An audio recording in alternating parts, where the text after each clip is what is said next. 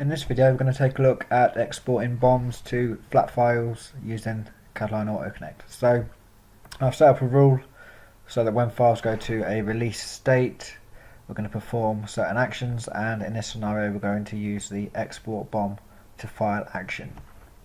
If I was to look at the settings for this job, we can see we've got a few different options. So we can export to XML or CSV. We can specify the location.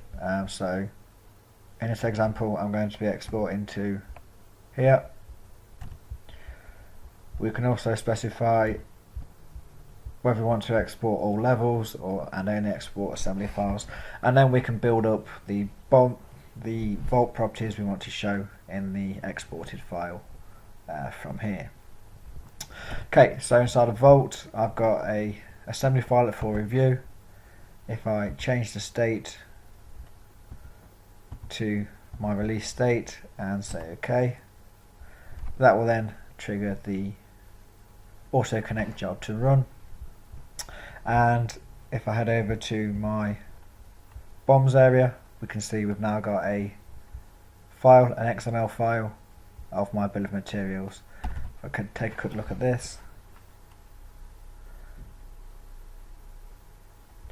We get the BOM row information, and we get the parent-child ID links and all of the properties that we specified in the AutoConnect.